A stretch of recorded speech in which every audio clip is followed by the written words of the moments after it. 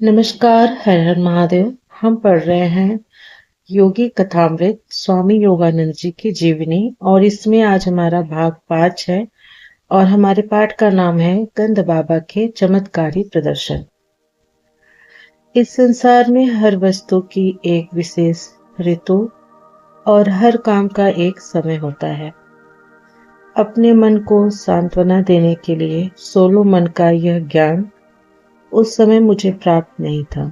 घर से बाहर जहाँ कहीं भी मैं घूमने जाता, मेरी आंखें अपने इर्द गिर्द मेरे लिए नियर गुरु को ढूंढती रहती, परंतु मेरी हाई स्कूल की पढ़ाई पूर्ण होने तक मेरी उनसे भेंट न हो सकी। योगानंद जी कहते हैं, अमर के साथ हिमालय की ओर पलायन और श्री युक्तेश्वर जी के मेरे जीवन में आगमन के महान दिवस के बीच 2 वर्ष व्यतीत हो गए। इस बीच मैं अनेक साधु संतों से मिला। गंध बाबा, बाग स्वामी, नगेंद्र दास बहादुरी, मास्टर महाशय और विश्वविख्यात बंगाली वैज्ञानिक जगदीश चंद्र बोस। गंध बाबा के साथ मेरी भेंट की 2 भूमिकाएं थीं। इनमें से एक सामंजस्यपूर्ण थी और दूसरी विनोदपूर्ण। ईश्वर सरल है, अन्य सब कुछ जटिल है। प्रकृति के सापेक्ष जगत में निरपेक्ष मूल्यों की आशा मत करो। जब मैं मंदिर में काली माता की मूर्ति के सामने मौन खड़ा था, तब यह दार्शनिक निष्कर्ष कोमल स्वर में मेरे कानों में प्रविष्ट हुआ। पलटकर मैंने देखा तो मेरे समक्ष एक लंबे कद का व्यक्ति खड़ा था, जिसके कपड़ों से या उनके अभाव से ऐसा लगता था कि वह कोई परिव्राजक साधु था। आपने सचमुच मेरे विचारों के संभ्रम को जान लिया। मैंने कृतज्ञतापूर्वक मुस्कुराया। प्रकृति के कल्याणकर और भयंकर रूपों की उलझन ने, जिनका प्रतीक काली है, मुझसे अधिक बुद्धिमान लोगों को भी असमंजस में डाल दिया है। बहुत ही कम लोग उनके रहस्य का भेद पाते हैं। अच्छा और बुरा तो प्रत्येक मनुष्य की बुद्धि को चुनौती देने वाली वह पहेली है, जिसे जीवन ने उसके सामने एक स्फिंक्स की भांति रख दिया है। इस पहेली को सुलझाने का कोई प्रयास भी किए बिना अधिकांश लोग अपनी मृत्यु के रूप में इसका दंड भर देते हैं। यह दंड आज भी उतना ही लागू होता है जितना थीबस के दिनों में था। कभी कभार एकाध अत्यंत उच्च व्यक्तित्व पराजय अस्वीकार कर देता है। द्वैत की माया से वह अद्वैत का अविभाजित सत्य खींच लेता है। आपके शब्दों में दृढ़ विश्वास दिखता है महाराज। ज्ञान प्राप्ति के तीव्र दुखदायी मार्ग अर्थात सत्यनिष्ठ आत्म परीक्षण का मैंने दीर्घ काल तक अभ्यास किया है। आत्म परीक्षण या अपने विचारों पर निरंतर निर्मम दृष्टि रखना एक कठोर और झकझोरने वाला अनुभव है। यह बलवान से बलवान अहंकार को भी चूर चूर कर देता है, परंतु सच्चा आत्मविश्लेषण गणित के नियमों की भांति सिद्ध पुरुष उत्पन्न करने का कार्य करता है। अपने विचारों से अति प्रेम एवं व्यक्तिगत मान्यताओं में दृढ़ता का मार्ग अहंकारियों का निर्माण करता है, जो ईश्वर और सृष्टि की अपने ढंग से व्याख्या करना अपना अधिकार समझते हैं।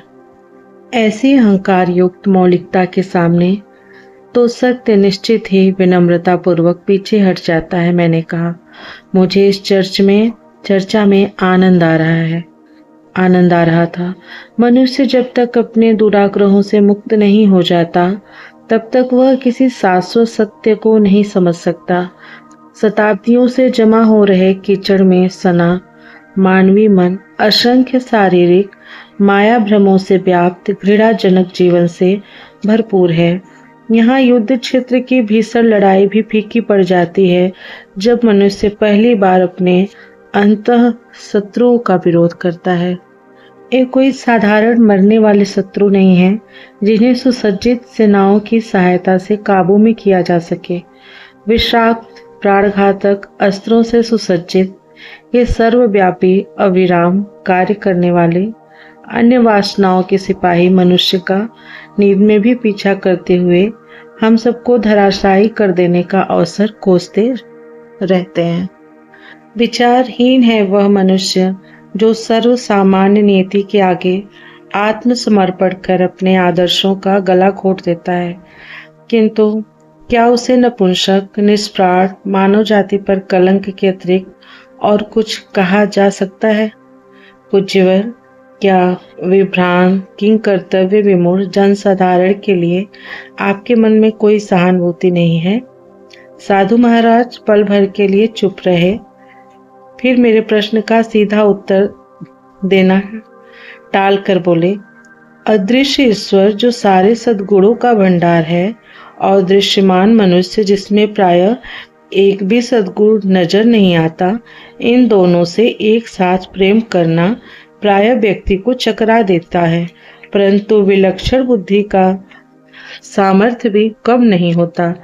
अंतःकरण का शोध शीघ्र ही सब लोगों के मन की एकता को प्रकट कर देता है।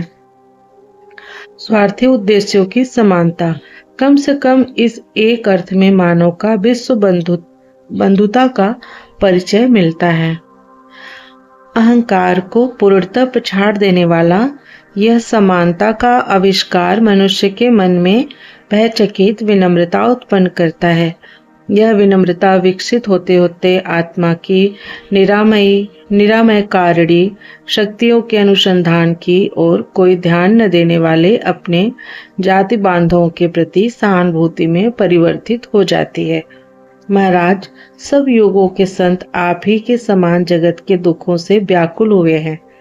केवल तुच्छ व्यक्ति ही दूसरों के जीवन के दुखों के प्रति संवेदनशीलता खो बैठता है, क्योंकि वह अपने ही संकीर्ण दुखों में डूबा रहता है। साधु का उग्र रोग काफी सौम्य हो गया था, जो किसी डॉक्टर द्वारा की जाने वाली चीरफाड़ की भांति अपने विचारों का चीरफाड़ कर मन का गहरा परीक्षण करेगा। वही अपने भीतर सबके लिए दया विकसित होती देखेगा, तब उसे अहंकार की नित्य कोलाहलकारी मांगों से मुक्ति मिल जाएगी।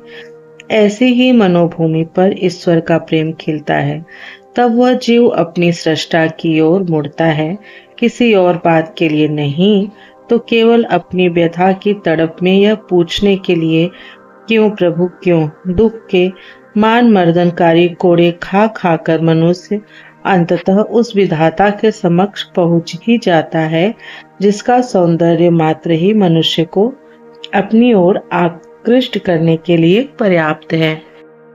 आगे का भाग नेक्स्ट पार्ट में। Thanks for watching.